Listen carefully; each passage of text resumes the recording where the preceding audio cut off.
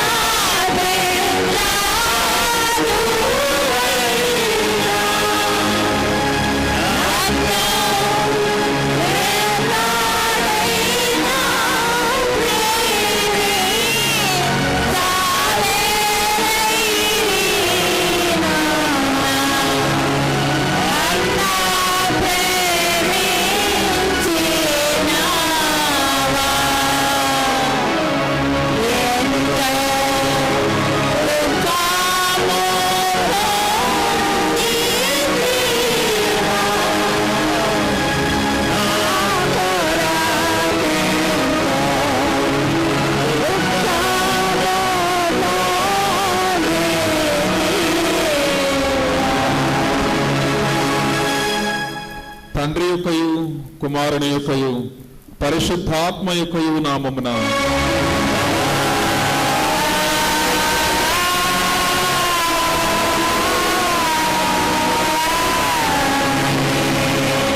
ఓ ప్రభువా, నా పెదవులను తెరువుము.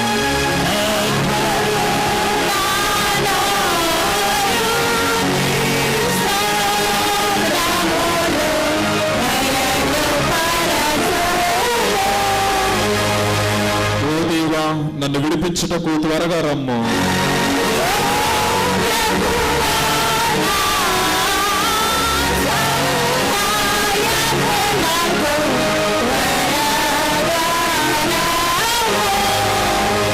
తండ్రికిని కుమారునికిని పరిశుద్ధాత్మకును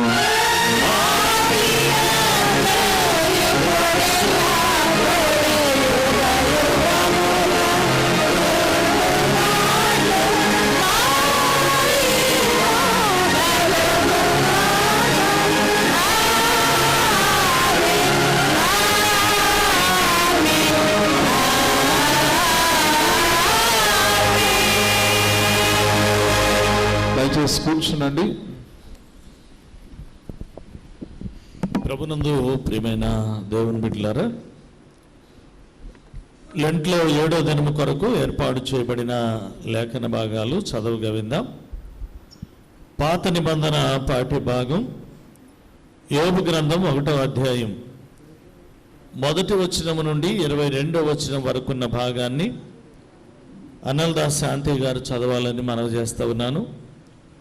అలాగే స్వార్త పాఠ్య భాగం లోకా స్వార్త 21వ అధ్యాయం 34వ వచనం నుండి 22వ అధ్యాయంలో 6వ వచనం వరకున్న భాగాన్ని శీలం షకినారాణి గారు చదవలసిందిగా మనవి చేస్తూ ఉన్నాను. పాత నిబంధన పాఠ్య భాగం శాంతి గారు.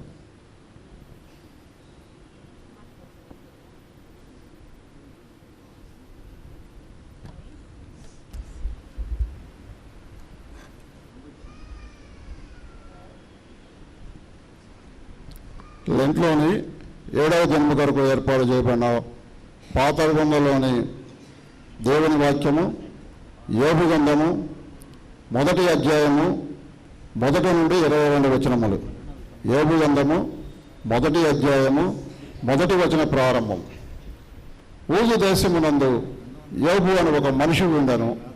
అతడు యథార్థవంతుడను న్యాయవంతుడై దేవుని యందు భయభక్తులు కలిగి చెడుతనము విసర్జించిన వాడు. అతనికి 7 కుమారులు 3 కుమార్తెలను కలిగిరి. అతనికి 7,000 గొర్రెలు, 3,000 ఒంటెలు, 500 జతల ఎడ్లు, 500 ఆడుగాడిదలు కలిగి బహుమంది పనివారును అతనికి ఆస్తిగా ఉండెను. కనుక తూర్పు దిక్కు జనులందరిలో అతడే గొప్పవాడుగా ఉండెను. అతని కుమారులందరూ వంతుల చొప్పున అనుదినము ఒకరినొకరు తమ తమ ఇళ్లలో విందు చేయని కూడినప్పుడు తమ 3 అక్కా చెల్లెలు తమతో కలిసి అన్నపానములు పుచ్చుకొనవలని వారిని పిలిపించు వచ్చిరి. వారి వారి విందు దినములు పూర్తి కాగా యోబు తన కుమారుల పాపము చేసి తమ హృదయముల్లో దేవుని దూషించరేమో అని వారిని పిలువనంపించి వారిని పవిత్రపరిచి అరుణోదయము లేచి వారిలో ఒక్కొక్కరి నిమిత్తమై దహన బలిని వచ్చెను. యోబు నిత్యము అలాగూ చేయుచుండెను. దేవదూతలు యెహోవా సన్నిధిని నిలుచుటకై వచ్చి దినమొకటి తటస్థించెను. ఆ దినమున అపవాది యెహోవాడు వారితో కలిసి వచ్చెను. యెహోవా, నీవు ఎక్కడ నుండి వచ్చితివని వారిని అడగగా అపవాది భూమి మీద ఇటు అటు తిరుగులాడుచు అందులో సంచరించుచు వచ్చితనని యెహోవాకు ప్రత్యుత్తరం ఇచ్చెను. అందుకు యెహోవా, నీవు నా సేవకుడైన యోబు సంగతి ఆలోచించుటవా? అతడు యథార్థవంతుడను న్యాయవంతుడనై దేవుని యందు భయభక్తులు కలిగి చెడుతనము విసర్జించిన వాడు. భూమి మీద అతని వంటి వాడెవడనూ లేడు అని అడుగగా అపవాది, ఓ యోబు, ఊరకయే దేవుని యందు భయభక్తులు కలవాడాయన నీవు అతని ఇంటి వారికి అతని కలిగిన సమస్తమునకు చుట్టూ కంచె వేసితివి కదా. నీవు అతని చేతి పని నీ దీవించుచుండ చేత అతని ఆస్తి దేశములో బహుగా విస్తరించుచున్నది. అయినను నీవు ఇప్పుడు నీ చేయి చాపి అతనికి కలిగిన సమస్తమును మొత్తిన ఎడల అతడు నీ ముఖము ఎదుటనే దూషించి నిన్ను విడిచిపోవను అని యెహోవాతో అనగా, యెహోవా, ఇదిగో అతని కలిగిన సమస్తము నీ వశము ఉన్నది, అతని మాత్రము ఏ హాని చేయకూడదని అపవాదికి సెలవీగా వాడు యెహోవా సన్నిధి నుండి బయలు వెళ్ళి ఒక దినము నా యోబు కుమారులను కుమార్తెలను తమ అన్నయంట భోజనము చేసు ద్రాక్షారసము పానము చేయుచుండగా ఒక దూత అతని యొద్దకు వచ్చి, ఎద్దులు నాగలి దున్నుచు గాడిదలు వాటి సమీపమున మేయుచుండగా షేబాయిలు వాటి మీద పడి వాటిని పట్టుకొని పోయిరి, ఖడ్గముతో పనివారిని హతము చేసిరి. జరిగినది నీకు తెలియజేయుటకు నేనొక్కడనే తప్పించుకొని వచ్చి ఉన్నాను. అతడు ఇంకా మాట్లాడుచుండగా మరి ఒకడు వచ్చి దేవుని అగ్ని ఆకాశం నుండి పడి గొర్రెలను పనివారిని రగులబెట్టి కాల్చివేశాను. దానిని నీకు తెలియజేయుటకు నేనొక్కడనే తప్పించుకొని వచ్చి ఉన్నాను. అతడు ఇంకా మాట్లాడుచుండగానే మరి ఒకడు వచ్చి కల్దీయులు 3 సమూహములుగా వచ్చి ఒంటెల మీద పడి వాటిని కొనిపోయి ఖడ్గం చేత పనివారిని చంపిరి. నీకు దానిని తెలియజేయుటకు నేనొక్కడనే తప్పించుకొని వచ్చి ఉన్నాను. అంతటా అతడు మాట్లాడుచుండగా వేరొకడు వచ్చి నీ కుమారులు నీ కుమార్తెలు తమ అన్న ఇంట భోజనం చేసు ద్రాక్షారసము పానము చేయుచుండగా గొప్ప సుడిగాలి అరణ్య మార్గంగా వచ్చి ఆ ఇంటి 4 మూలను కొట్టగా అది యవనుల మీద పడినందున వారు చనిపోయి. దానిని నీకు తెలియజేయుటకు నేనొక్కడనే తప్పించుకొని వచ్చి ఉన్నాను. అప్పుడు యోబు లేచి తన పై వస్త్రము చించుకొని తల వెంట్రుకలు గొరిగించుకొని నేల మీద సాష్టాంగపడి నమస్కారం చేసి ఇట్లయను, నేను నా తల్లి గర్భంలో నుండి దిగంబరునై వచ్చితిని, దిగంబరునై అక్కడికి తిరిగి వెళ్ళేదను. యెహోవా ఇచ్చెను, యెహోవా తీసుకొని పోయాను. యెహోవా నా నామమునకు స్తుతి కలుగును గాక. ఈ సంగతులలో ఏ విషయమందును యోబు ఏ పాపమును చేయలేదు, దేవుడు అన్యాయము చేసినని చెప్పలేదు. నేటి దినమా కొరకు ఏర్పాటు చేయబడిన పాత నిబంధన పాఠ్య భాగము ఇంత పర్యంతం. ఓ ప్రభువా, మమ్మను కనికరించుము.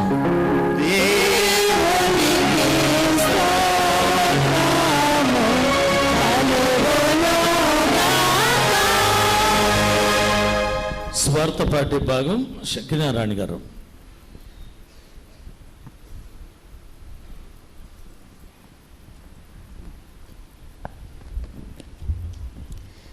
లెంటులోని 7వ దినం కొరకు ఏర్పాటు చేయబడిన సువార్తలోని పాఠ్యభాగము లోకా సువార్త 21వ అధ్యాయము 34వ వచనం నుండి 22వ అధ్యాయము 6వ వచనం వరకు ఎలాగూ రాయబడి ఉన్నది. లోకా సువార్త 21వ అధ్యాయము 34వ వచనం నుండి ప్రారంభం. మీ హృదయములు ఒకవేళ తిండి వలనను మత్తు వలనను ఐహిక విచారముల వలనను మందముగా ఉన్నందున ఆ దినము అకస్మాత్తుగా మీ మీదికి ఉరి వచ్చినట్టు రాకుండా మీ విషయమై మీరు జాగ్రత్తగా ఉండుడి. ఆ దినము భూమి అందంతటా నివసించు వారందరి మీదికి అకస్మాత్తుగా వచ్చును. కాబట్టి మీరు జరగబో వీటి నెలను తప్పించుకొని మనిషి కుమారుని ఎదుట నిలువబడుటకు శక్తి గలవారగినట్లు ఎల్లప్పుడూ ప్రార్థన చేయొచ్చు మెలకుగా ఉండుడని చెప్పెను. ఆయన ప్రతిదినము పగటియందు దేవాలయములో బోధించుచు రాత్రి వేళ ఒలీవల పండుగ వెలుచు కాలము గడుపుచుండెను. ప్రజలందరూ ఆయన మాట వినుటకు దేవాలయములో ఆయన యొద్దకు పెందల కడ వచ్చుచుండిరి. పస్కా అనబడిన పులియని రొట్టెల పండుగ సమీపించెను. ప్రధాన యాజకులను శాస్త్రులను ప్రజలకు భయపడిరి గనుక ఆయనను ఎలాగ సంపించమని ఉపాయము వెదకుచుండిరి. అంతటా 12 మంది శిష్యుల సంఖ్యలో చేరిన ఇస్కరియోతు అనబడిన యూదాలో సాతాను ప్రవేశించెను గనుక వాడు వెళ్ళి ఆయనను వారికి ఎలాగో అప్పగింపవలెనో దానిని గూర్చి ప్రధాన యాజకులతోనూ అధిపతులతోనూ మాట్లాడెను. అందుకు వారు సంతోషించి వానికి ద్రవ్యమియ్య సమ్మతించిరి. వాడు అందుకు ఒప్పుకొని జనసమూహము లేనప్పుడు ఆయనను వారికి అప్పగించుటకు తగిన సమయము వెదుకుచుండెను. ఈ దినంకి ఏర్పాటు చేయబడిన భాగం ఇంత పర్యంతం. ఓ ప్రభువా, మమ్మను కనికరించుము.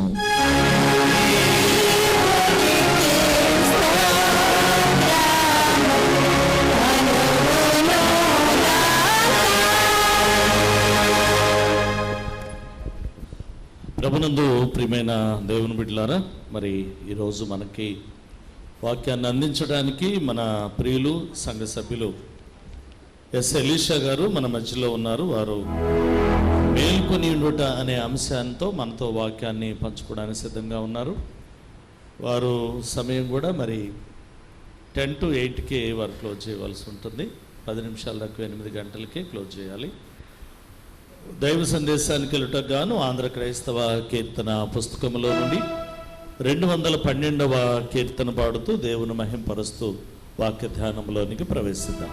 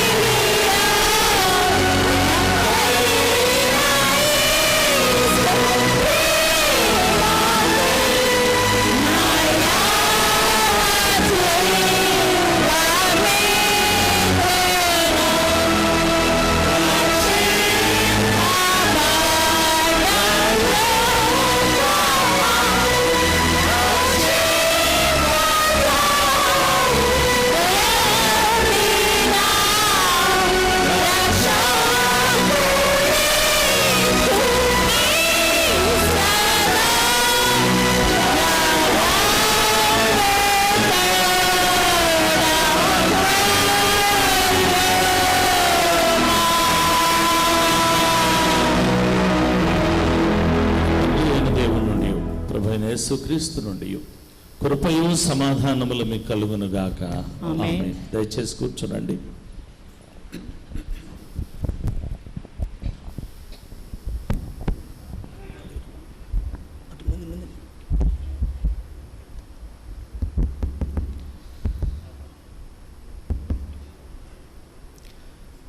దేవుని నామకు మహిమ కలుగును గాక. మీ అందరితో 7వ రోజు, లెంటులో 7వ రోజు దేవుని వాక్యము వివరిస్తానికి త్రేకి దేవుడు నాకు ఇచ్చిన ఈ యొక్క గొప్ప కృపను బట్టి మొదటగా నేను దేవుడికి కృతజ్ఞత స్తుతులు చెల్లించవలసిన బద్దుడై ఉన్నాను. మన సంఘ కాపరులు రెవరెండ్ దేవదాస్ అయ్య గారికి, నానిబాబు గారికి, రెవరెండు కిరణ్ బాబు, వీరి ముగ్గురికి ప్రభువైన యేసుక్రీస్తు నామములో వందనాలు తెలియపరుస్తున్నాను. సంఘ పిసిసి చైర్మన్ డేటా అశోక్ గారికి, సంఘ ట్రెజరర్ పేర్లి ఆనంద్ గారికి, మాజీ ట్రెజరర్ ఎరిచెర్ల రమేష్ గారికి నా యొక్క హృదయపూర్వకమైన ధన్యవాదాలు తెలియపరుస్తున్నాను. కూడి వచ్చిన మీ అందరికీ పేరు పేరున ప్రభువైన యేసుక్రీస్తు నామములో వందనాలు తెలియపరుస్తున్నాను. చదవబడిన లేఖనాలు పాత నిబంధన పాఠము, ఏబు గ్రంథము 1వ అధ్యాయము 1వ వచనం నుంచి చివరి దాకా 22 వచనాలు. సువార్త పాఠము లూకా సువార్త 21వ అధ్యాయము 34 నుండి 22 6వ వచనం దాకా చదవబడిన లేఖనాలు చాలా క్లుప్తంగా మీరందరూ విన్నారు కనుక వాక్యంలో ఉన్న విషయాలు మెయిన్గా లూకా సువార్త 21వ అధ్యాయము 26వ వచనములో కాబట్టి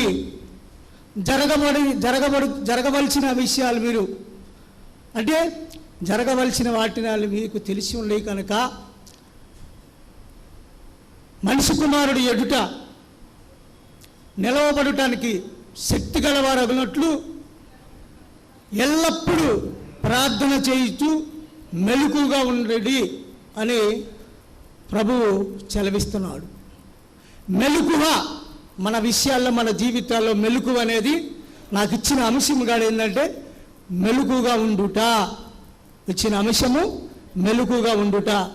మనం ఏ విషయాల్లో మెలకుగా ఉండాలి, మెలకుగా లేనప్పుడు జరుగుతున్న విషయాలు, మన సంఘటనలు ఏమిటి, మెలకుగా ఉంటే జరుగుతున్న విషయాల సంఘటనలు ఏమిటి అనేది క్లుప్తంగా కొన్ని విషయాలైతే ధ్యానం చేద్దాం. చదవబడిన లేఖనాల్లో అయితే మెలకువనే అంశం మీద దేవుడు చాలా స్పష్టంగా తన శిశువులకి చక్కగా వివరిస్తున్నాడు అనమాట. ఎందుకు మెలకుగా ఉండాలి? ఇక్కడ మనం చదవబడిన పాత నిబంధన ఏబు గ్రంథంలో 1వ అధ్యాయంలో చూసుకుంటే ఊజు దేశమందు ఒక మనుషుడు, ఏబు అనే ఒక మనుషుడు, అతడు యథార్థవంతుడును, న్యాయవంతుడును, దేవుని ఎడల భయభక్తులు కలిగిన వాడును, చెడుతనాన్ని విసర్జించిన వాడు. ఈ మాటలు ఇదే గ్రంథం 8వ అధ్యాయము 1వ అధ్యాయం 8వ వచనములో,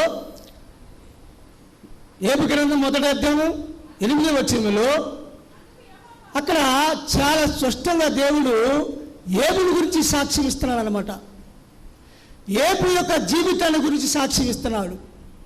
అయితే అక్కడ 9వ వచనంలో అయితే ఏబుని గురించి అపవాది దేవుని సన్నిధిలో అక్కడ ప్రధాన దూతలతో భూలోకంలో అటు ఇటు సంచరించి పరలోకంకి వెళ్ళినప్పుడు, నువ్వు ఎక్కడి నుంచి వచ్చినప్పుడు అన్నప్పుడు, నేను భూలోకంలో అటు ఇటు సంచరించి వచ్చానంటాడు. అయితే దేవుడు ఏమంటాడు తెలుసా? భూలోకంలో నా సేవకుడైన ఏబుని చూశావా? నా సేవకుడు అతడు 8వ వచనం అన్నమాట. 1వ అధ్యాయం అతడు యథార్థవంతుడును, న్యాయవంతుడును, దేవుని ఎడల భయభక్తులు కలిగిన వాడును, చెడుతనాన్ని విసర్జించిన వాడును అని దేవుడి చేత భూలోకంలో అతడి వంటి వాడు లేడని సాక్ష్యము పొందుకున్నాడు. దేవుని బిడ్డలారా, దేవుడి చేత సాక్ష్యము పొందుకున్న వ్యక్తి ఎవరంటే భూలోకంలో పుట్టిన ఏకైక వ్యక్తి ఏబు. కనుక సాతాన్ అనేవాడు ఈ భూలోకంలో ఎక్కువగా ఎవరెమ్మటబడిద్దంటే, ఎవరు శోధించిద్దంటే, దేవుడిని నమ్ముకున్న బిడ్డల్ని, దేవుడి సన్నిధికి వచ్చే వాళ్ళని, దేవుడి ఎడల భయభక్తులు కలిగిన వాళ్ళని, దేవుడంటే విశ్వాసం కలిగిన వారిని ఎప్పుడూ శోధిస్తూనే ఉంటుంది. అయితే అపవాది తన బిడ్డలు ఉన్నారు, ఎవరు తెలుసా?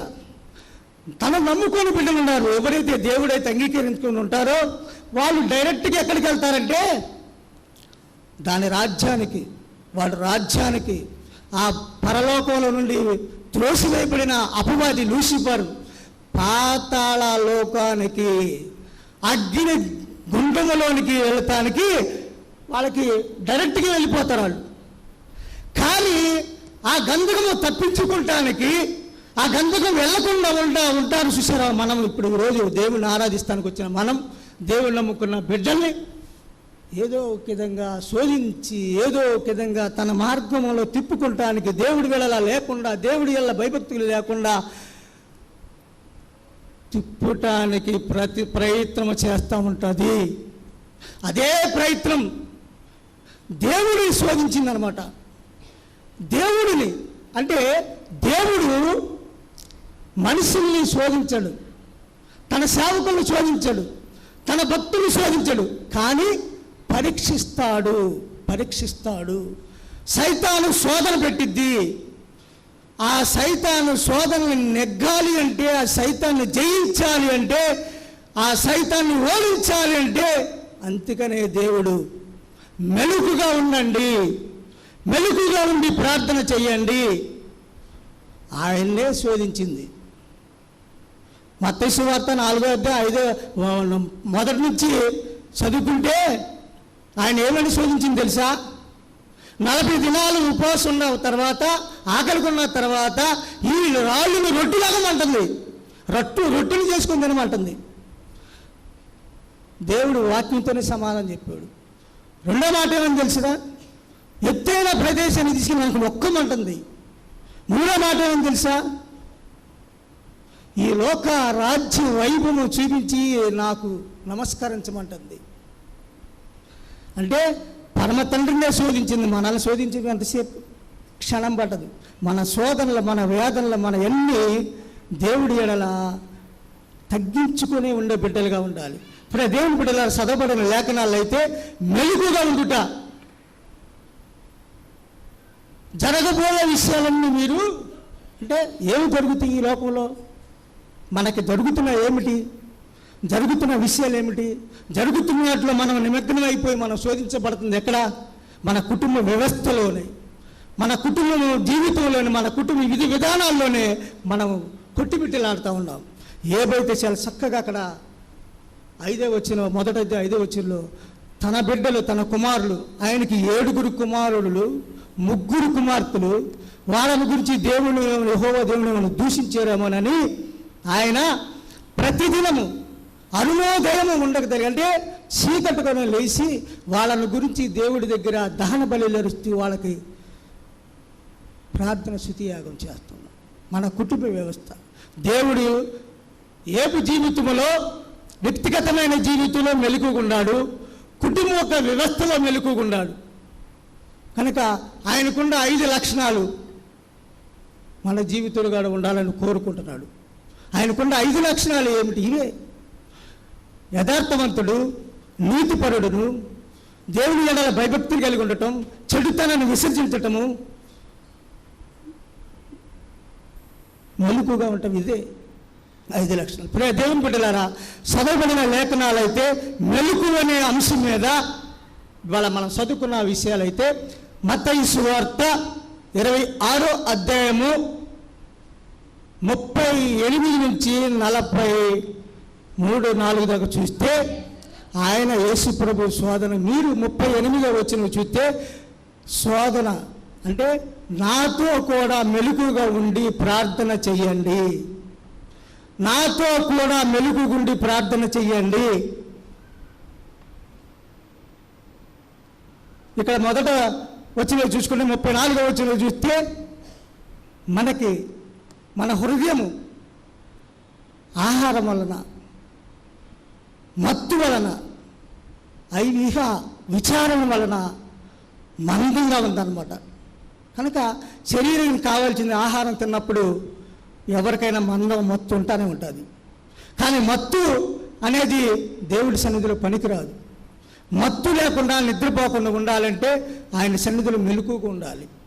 ఆయన సన్నిధిలో మెలకుగా ఉన్నప్పుడే మనం ఆయన్ని, ఆ సైతాన్ని బెదిరిస్తాను కుదిరింది. పేతురు రాసిన మొదటి పత్రిక 5వ అధ్యాయము 8వ వచనం చూస్తే మీరు నిబ్బరమైన మనసు కలిగి మెలకుగా ఉండుడి, గర్జించు సింహం వల్లనే ఎవరిని మింగుదామని అపవాది అటు ఇటు తిరుగుతూ ఉంది. మనం గర్జించే సింహాన్ని ఎదుర్కోవాలంటే మెలకుగుండి ప్రార్థన చేయాలి. మెలకుగుండి ప్రార్థన చేయాలి. ఇక్కడ మెలకుగుండి ప్రార్థన చేయమని శిష్యులకి చెప్తే వాళ్ళు ఏంది నిద్రపోతూ ఉన్నారు. ఇక 26వ మత్తయి సువార్త 26వ అధ్యాయం చూస్తే చక్కగా అక్కడ 40 వచ్చిన వాళ్ళు నిద్రపోతూనే ఉన్నారు. కనుక నిద్ర అనేది ప్రతి మనిషికి నిద్రే మనిషిని దేవుడి ఏడలా దూరం చేస్తూ ఉంటుంది. నిద్రపోతే ఒక్క గడి అయినా నాతో మెలకుగుండలేరా అని యేసు ప్రభువు అంటున్నాడు. దేవుని బిడ్డలారా, ఒక్క గడి అయినా. కనుక మనం గడిలో మనం లేచి ఏ గడిలో మనం దేవునికి ప్రార్థన చేస్తున్నాం? నేనైతే చీకటితో లేచి మొదటగా ఇశ్రాయేలు గురించి ప్రార్థన చేస్తాను. రెండోది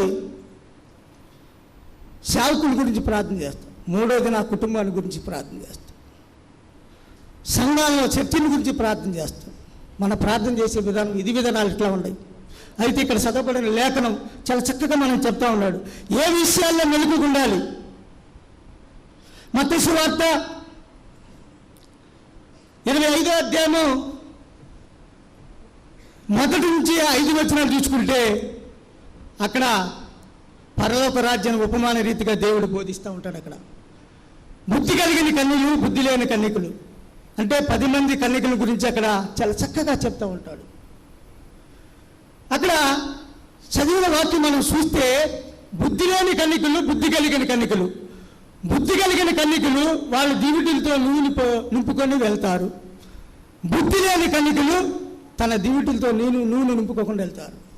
అయితే పెళ్లి కుమారులు రావటం ఆలస్యమైందని కునుకుపోతూ నిద్రపోతూ ఉంటారు.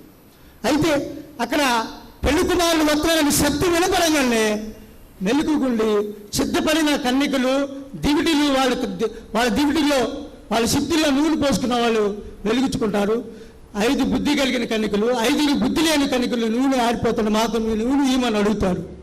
మీకు మాకు సాలదు, అమ్మవారి దగ్గరికి వెళ్ళి నింపుకుంటారని అంటారు. వీళ్ళు అమ్ముకునే వారి దగ్గరికి వెళ్ళి నింపుకొని వచ్చే లోపు పెళ్లి కుమారుడు వస్తాడు.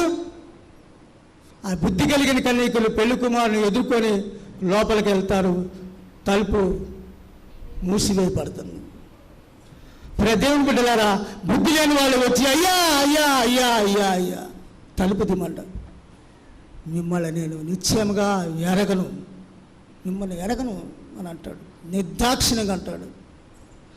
దేవుని బిడ్డలారా, పోయినందువలన ఆయన రాజ్యములోకి, ఆయన యొక్క పెళ్లి విందులోకి భాగస్వాములు కాకపోయారు, కాలేకపోయారు. కనుక దేవుని బిడ్డలారా, నిద్ర వల్ల వచ్చే పరిణామం అది. నిద్రలో ఇంకోటి చూద్దాం మనం. అపోస్తుల కార్యాలు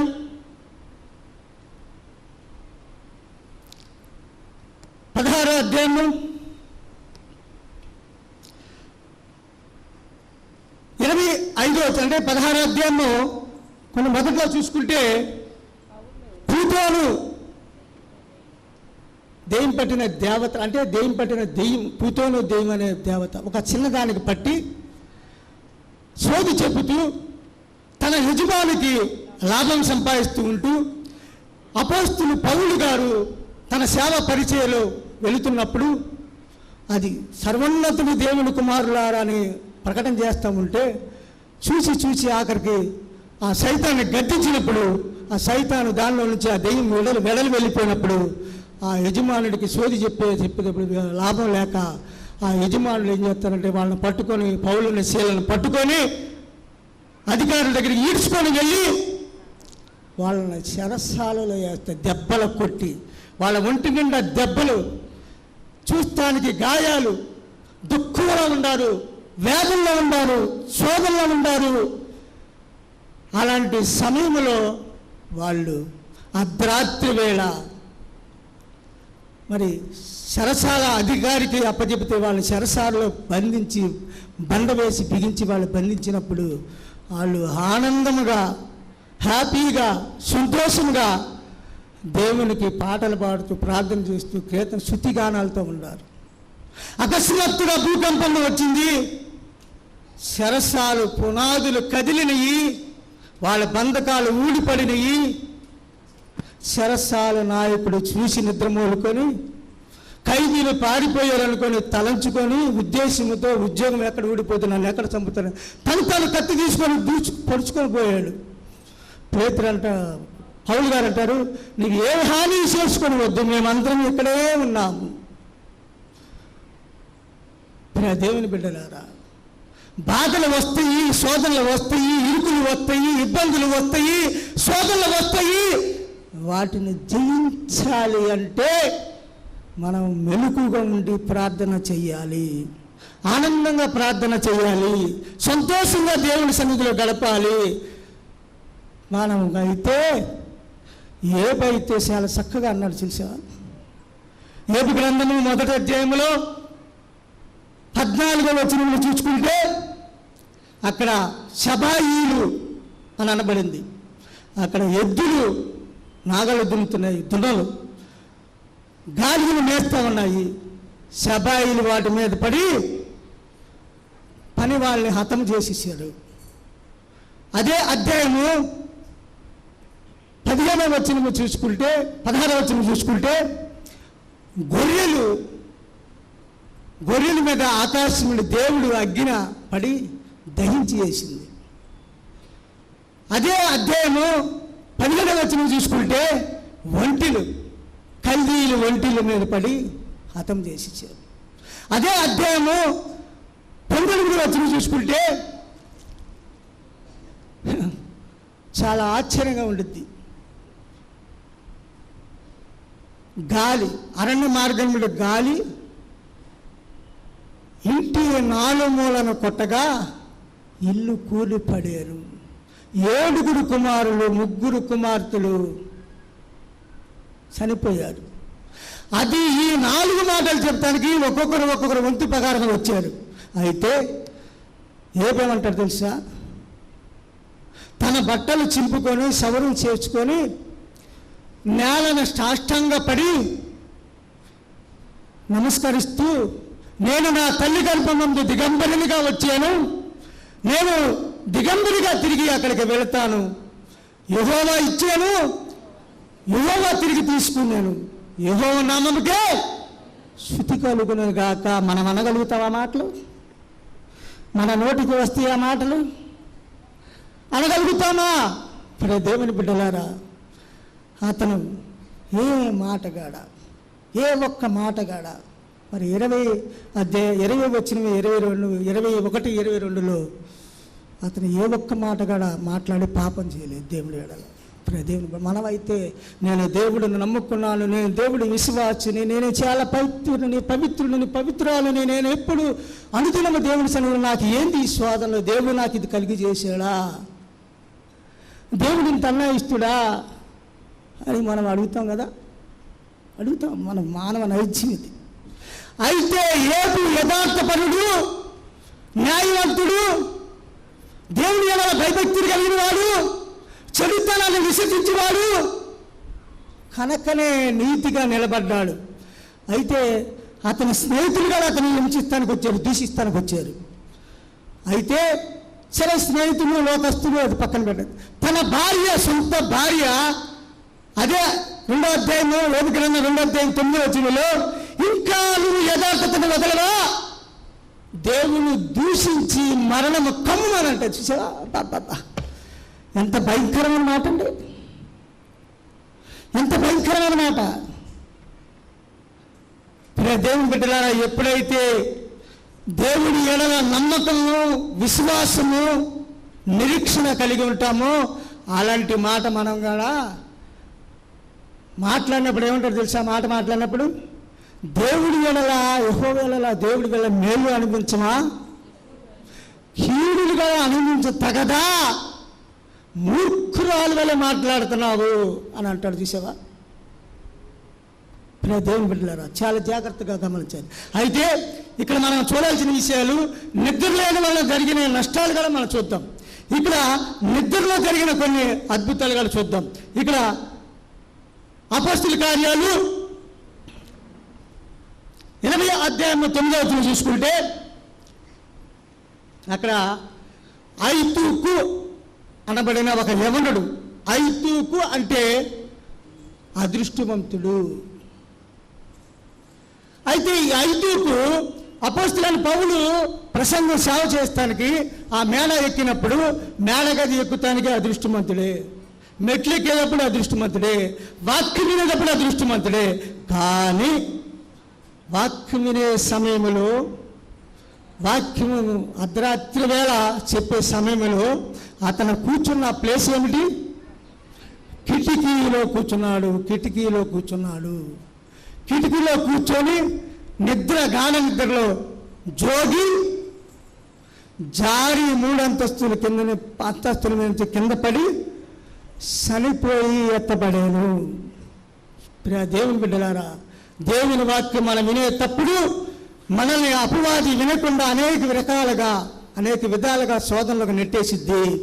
ఆ మాటలు వింటున్నా మనం అక్కడ ఆ వ్యక్తి, ఆ యమనస్తుడు ఐతూకు అనే వ్యక్తి కిటికీలో కూర్చున్నప్పుడు ఎక్కడ చూస్తున్నాడు? వాక్యం వింటలా, బయట ప్రపంచాన్ని చూస్తున్నాడు, బయట ప్రపంచం విషయాల్లో వింటున్నాడు. వింటూ గాఢ నిద్ర. వాక్యం చెప్పేప్పుడు కొంతమంది మాటలు చెప్తారంటే కమ్మగా నిద్రపోతారు కదా, చాలా చక్కగా నిద్రపోతారు. వీళ్ళ దగ్గర నిద్ర రాదు, వీళ్ళకి రంగాలు వచ్చింది నిద్ర. సైతాన్ని పొనుకయ్యా అని చక్కగా జ్వాల పాడిద్ది అనమాట. ఆ జ్వాలలో మనం నిద్రపోతానే కానీ దేవుడి మాట మన చెవులకి వినపడదు, అర్థం కాదు. ఈ లోక విషయాల్లో, లోక తలంపులో, లోక యొక్క విషయాల్లో కొట్టుమిట్టిగాడుతూ ఉంటాం, దేవుడి మాటలు వినం. కనుక ఈ ఐతూకు అనే ఎత్తిగాడు అదే పరిస్థితి ఏర్పడింది. దేవుని బిడ్డలారా, అయితే దేవుడి మాటలు చెప్పేటప్పుడు వినకుండా వాళ్ళకి లోకస్తులు, లోక తలంపులు, లోకంలో నిమగ్నం అయిపోతారు కానీ దేవుడి మాటలు వినరు. అయితే నిద్రపోయినందున వచ్చే నష్టాలు మనం 2 చూద్దాం. ఇతను చూసాం. ఐతూకు అనే వ్యక్తి నిద్రపోయి చనిపోవడం జరిగింది. ఇంకొక వ్యక్తిని చూద్దామా? న్యాయాధిపతుల గ్రంథం 16వ అధ్యాయము 19వ వచనములో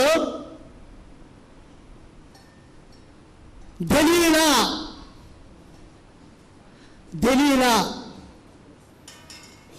ఆమె తన తొడ మీద సంసోన్ని జ్వాల పాడిందనమాట, చోకొట్టిందనమాట, నిద్రమత్తులకు దించేసింది. సంసోను దేవుడి ఆత్మ అతని మీద ఉండగా, అదే సంసోను అధ్యాయము 14వ అధ్యాయము చాలా చక్కగా 14వ అధ్యాయము సంసోను జీవితంలో జరిగిన గొప్ప విషయం ఏంటంటే అతను నాజీరు చేయబడాల. అతను నాజీరు చేయకుండా దేవుడి ఆత్మ చేత నింపబడిన బిడ్డగా పెరిగాడు. అయితే ఇదే 16వ అధ్యాయము 1వ వచనం చూసుకుంటే అతను ఫిలిస్తీను దేశములో వేశ్యని చూడగా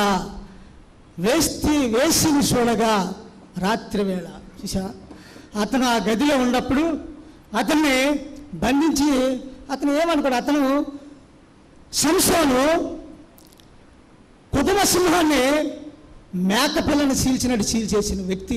దేవుడి ఆత్మ మేమేకొచ్చింది. ఇదే సంసోను నక్కలని 300 నక్కలను పట్టుకొని ఒకదానికొకటి ముడేసి దీటులు కట్టేసి ఫిలిస్తీన్ల పంటల నాశనం చేయించాడు. ఇదే సంసోను 15వ అధ్యాయం 6వ వచనం చూసుకుంటే గాడిద దవడ ఎముకతో 1000 మందిని అతను చేశాడు. ఇంత బలం కలిగిన సంసోను, దేవుడి ఆత్మతో ఈ యొక్క బలమైన కార్యాలు చేసిన సంసోను ఒక వేశ్య చేతిలో పడిపోయి అతని బలము అతను శోధిస్తూ ఉందన్నమాట. నువ్వు నన్ను ప్రేమించట్లేదు, నేనంటే నీకు ఇష్టం లేదు, నువ్వు నాకు నీ బలము చెప్పటం లేదు. శోధించి ఆఖరికి తన మరణం పోయేంతగా విసిగి చెంది తన బలాన్ని చెప్పాడు. తెలుసా ఏం చెప్పాడు? నా తల మీద ఇంతవరకు మంగళ కత్తి పడలేదు, నాకు 7 జడలు ఉన్నాయి, ఆ 7 జడలు నన్ను కత్తిరిస్తే నేను బలహీనునైపోతానని ఒప్పుకున్నప్పుడు జ్వాలపాడి పాట పాడినప్పుడు ఏమైపోతాడు? దెలీలా చక్కగా శత్రుని పిలిచింది, సవరం చేసింది. ఎప్పుడులాగా ముందు పిలిచినప్పుడుగా సంసోనుని శత్రువులు ఫిలిష్తీయులు లేచి బంధించిన సంఖ్యలు లేచినా కానీ, కొత్త తాళితో పిలిచినా కానీ తునాతునకలు చేసుకొని దారుణాలకు పెంచుకుని వెళ్ళే సంసోను దలీలా ఆమె యొక్క తొడ మీద పొనుగు నిద్రపోయి జోలపాట పాడి, లాలించి జోలపాట పాడి నిద్రమత్తులో సవరం చేయించుకొని యథావిధిగా లెగిస్తే ఏముంది? లేదు, బలం లేదు, సామాన్య మానవుడిగా అయిపోయాడు. దేవుని బిడ్డ లోకస్తులుగా జీవిస్తున్న మనం కదా దేవుడి యొక్క పరిశుద్ధత కోల్పోతే, దేవుడి స్నేహం కోల్పోతే ఇదే సూపు. యోహాను రాసిన మొదటి పత్రిక 2:16 ఈ లోకములో ఉన్నదంతా నేత్రాశ, శరీరాశ, జీవడంబం. నేత్రాశ అవ్వగారు చేసిన పని కలదే. ఆదికాండము 3:6 తినకూడని వృక్షము చూడగాలని తినవద్దని ఏదైతే ఆజ్ఞనిచ్చాడో ఆజ్ఞ మీరి ఆజ్ఞ అతిక్రమించమే దానివల్ల వచ్చే జీతము మరణము. ఈరోజు మనం మరణ స్థితిలో ఉన్నామంటే ఇదే కారణం. చూడరానిది చూచి పాపంలో పడిపోయారు. అయితే ప్రియ దేవుని బిడ్డలారా, ఇంకా మనం మెలకువ అనే మాటలు చాలా చక్కగా ఉండేవి మనకి. ఇక్కడ మెలుకు దేనికి ఉండాలి? అసలు దేనికి మెలుకు ఉండాలి? ఆయన రాకడ సమీపించున్నది. మెలుకుగా ఉండండి అంటున్నాడు. మెలుకుగా ప్రకటన గ్రంథము 16:16 నేను దొంగ వలె వస్తాను, ఎవడైతే దిగంబరిగా ఉంటాడో సంచరిస్తున్నాను.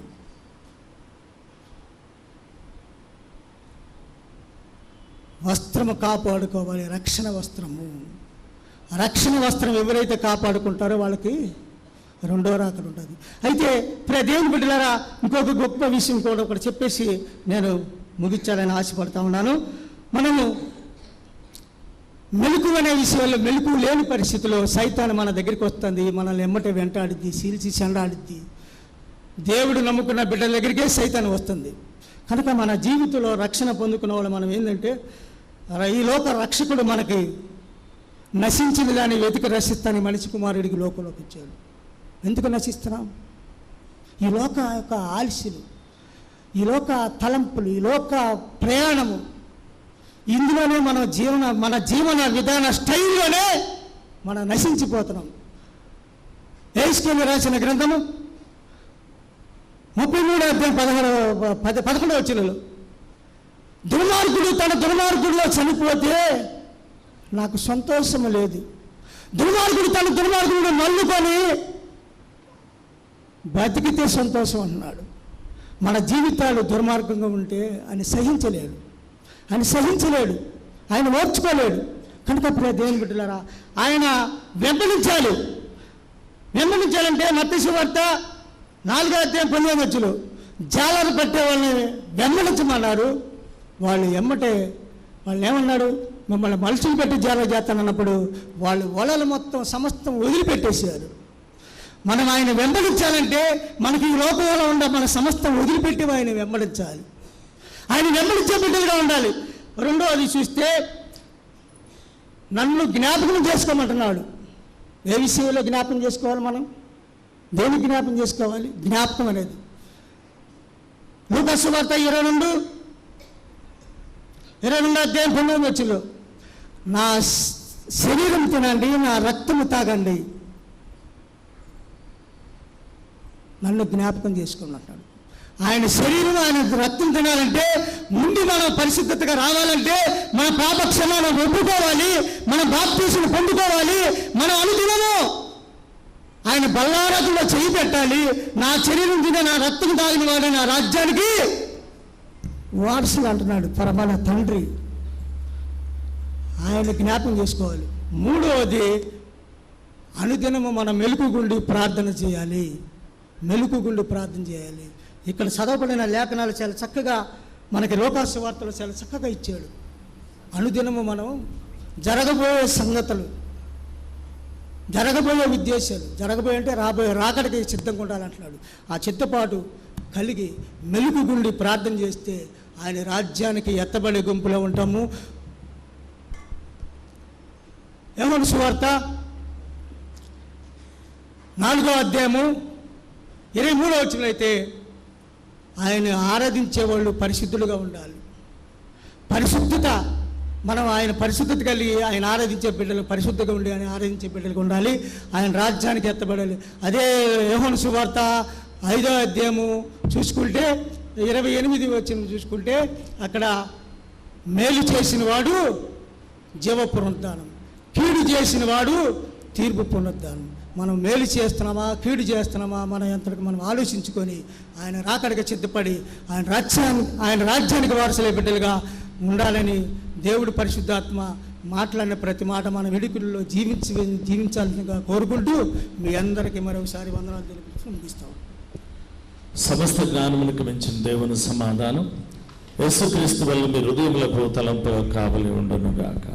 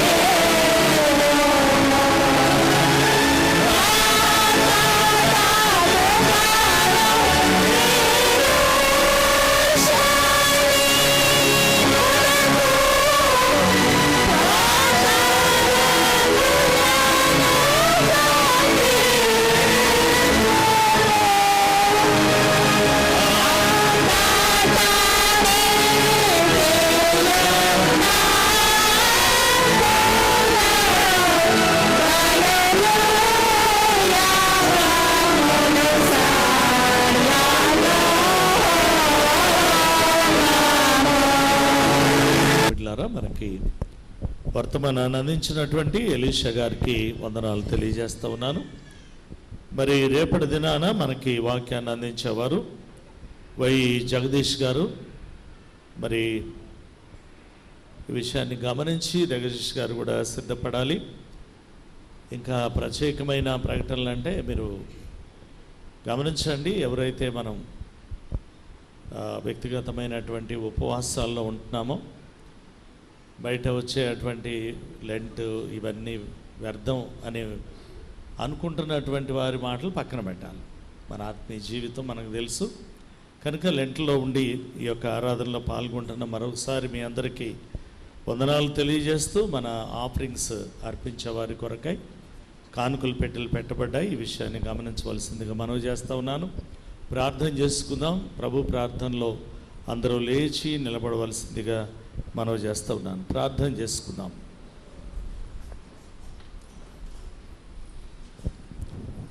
మా ఆశ్రయదుర్గమా విమోచకుడా సర్వశక్తి కలిగిన పరలోకపు తండ్రి, మీ ఘనమైన నామానికి లెక్కలేని స్తుతి స్తోత్రాలు చెల్లిస్తూ ఉన్నాను. ఈ మండల కాల ధ్యానాలలో 7వ దినములోనికి మనల్ని ప్రవేశపెట్టి మా ప్రభువా ఈ దినాన మా ప్రియ సహోదరులు మీ దాసులు ఎలీషా గారిని మీ పక్షాన్ని నిలబెట్టిన ఆయన మాట్లాడినటువంటి మాటల కొరకు వందనాలు చెల్లిస్తూ ఉన్నాను. నీ దాసుడు అందించిన లేఖనములో శ్రేష్టమైన ప్రతి మాటను మా జీవితంలో అన్వయించుకోవడానికి సహాయం చేయండి. వారిని వారు చేసే ఉద్యోగరీచ్చిన ప్రభు మీ కృపలో ఇంత దనక కాచిన దేవుడో కుటుంబాన్ని దీవించి ఆశీర్వదించండి. మీ దాసునికి కావలసిన మంచి ఆయుష ఆరోగ్యాలను అనుగ్రహించమని ప్రార్థిస్తూ ఉన్నాను. మరి ముఖ్యంగా ఈ మండల కాల ధ్యానాల్లో బిడ్డలు ఎంతో ఆశ కలిగి ఆసక్తితో మీ సన్నిధానానికి వస్తూ ఉన్నారు. నా తండ్రి, వారి ఆత్మీయ జీవితం అనుదినం మా శరీరాలను సజీవ యాగముగా మీ సన్నిధానంలో నలగగొట్టుకునే కృప అనుగ్రహించండి. ప్రత్యేకంగా నా తండ్రి, రేపటి దినాన మీ పక్షాన నిలవనై ఉన్నటువంటి మీ దాసుని కూడా జ్ఞాపకం చేసుకుని మీ మహిమార్థమై వాడగలందులకై స్తోత్రాలు చెల్లిస్తూ ఉన్నాం. మా సెంట్ మార్క్స్ అన్నది దేవాలయం కలిగి ఉన్న బిడ్డలందరినీ మీరు దీవించండి, ఆశీర్వదించండి. నూతన దేవాలయ నిర్మాణ విషయంలో మా కానుకలు ఇస్తున్న బిడ్డలను దీవించండి. మా సంఘంలో ఉన్నటువంటి ప్రతి వ్యక్తిని, మా చైర్మన్ గారిని, ట్రెజరర్ గారిని, మా పిసిసి ఎల్సిసి సభ్యులను, యవనస్తులను, సండే స్కూల్ మినిస్ట్రీని, స్త్రీల సమాజం, మరి ముఖ్యంగా వృద్ధులను, బాలింతలను, గర్భిణీ స్త్రీలను దీవించండి. మా కోయిర వారిని ప్రభా మీ కృపలో జ్ఞాపకం చేసుకుని చక్కగా పాడటానికి వారికి ఇచ్చిన స్వరాలను బట్టి మంచి నాయన సంగీతాన్ని వాయించని దాసుని జ్ఞాపకం చేసుకుని కుటుంబాన్ని దీవించమని, బిడ్డలు తిరిగి నాయన గృహాలకు వెళ్తూ ఉన్నారు. ఈ రాత్రి మంచి విశ్రాంతినిచ్చి ఏకమునే మిమ్మల్ని స్తుతించి ఆరాధించే భాగ్యం మా జీవితాలకు ఇవ్వమని సమస్త మనవులు మీ చేతులకు సమర్పిస్తూ యేసతి శ్రేష్టమైన నామములు అడిగి వేడుకొనుచున్నాము తండ్రి, ఆమేన్. పరలోకమందున్న మా తండ్రి, నీ నామము పరిశుద్ధపరచబడుగాక, నీ రాజ్యము వచ్చునుగాక, నీ చిత్తము పరలోకమందు నెరవేరునట్లు భూమి యందు నెరవేరునుగాక.